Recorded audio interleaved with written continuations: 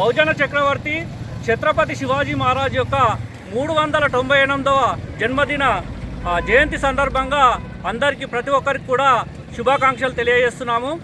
అయితే ఛత్రపతి శివాజీ శూద్రకులం రాజు. శూద్రులలో ఆ సమయంలో క్షత్రియులకు తప్ప మిగతా ఎవరికి రాజ్యాన్ని పాలించే హక్కు లేదు. అలాంటి సమయంలో ఛత్రపతి శివాజీ బహుజనుల పక్షాన రాజుగా ఎదిగిండు.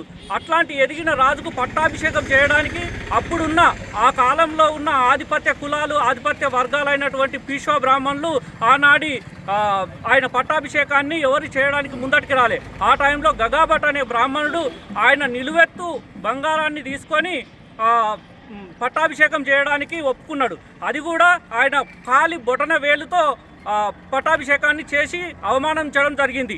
ఆ తర్వాత ఆయన పరిపాలనలో స్త్రీలకు చాలా గౌరవంగా చూసుకున్నాడు.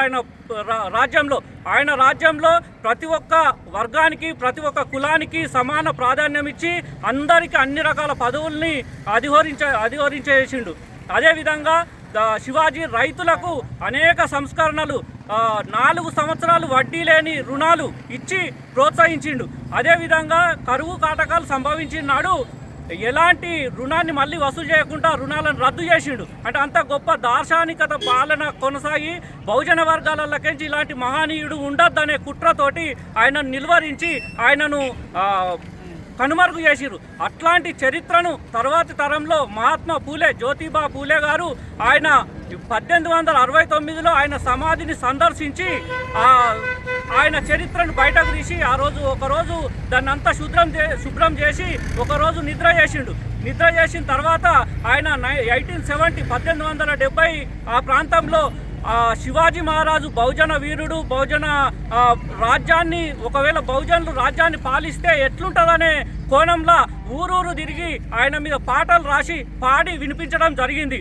దాని తర్వాత అనేక సంస్కరణలు జరిగాయి. ఆ తర్వాత దాని వారసత్వాన్ని కొనసాగిస్తూ డాక్టర్ బిఆర్ అంబేద్కర్ కూడా 1927లో సమాధిని సందర్శించి దాని తర్వాత ఆయన కూడా ఈ శివాజీకి జరిగిన అన్యాయాన్ని, శివాజీకి జరిగిన అవమానానికి ప్రతీకారంగా 1927లో డిసెంబర్ 25 నాడు ఎవరైతే ఏ వర్గం అయితే శివాజీ మహారాజును అవమానించిందో అదే వర్గానికి రాజ్యాంగం లెక్క వాళ్ళు భావిస్తూ మిగతా ప్రజల్ని బానిసలుగా చేసి ఎవరినైతే చేస్తుందో అట్లాంటి మనుస్మృతిని దానం చేసి దానికి ప్రతీకారం తీర్చుకున్నాడు. మేము కూడా ఏం చెప్తున్నామంటే ఇవన్నీ చరిత్రను చదువుకోవాలి. మనం చదువుకొని మహనీయుల బాటలో నడిచి మనం బహుజన రాజ్యాన్ని కోసం బహుజన రాజ్యాధికారం సాధిస్తేనే మన బహుజన ప్రజలకు సరైన బతికే హక్కు చాలా బ్రహ్మాండంగా ఉంటుంది. కాబట్టి మనము బహుజనులు రాజ్యాధికారం రావాలని, బహుజన రాజ్యాధికారం అందరూ కృషి చేయాలని, ఆ రకమైన చరిత్ర మూలవాసుల చరిత్రను తెలుసుకోవాలని కోరుకుంటూ మరొకసారి శివాజీ జయంతి సందర్భంగా శుభాకాంక్షలు తెలియజేస్తున్నాము.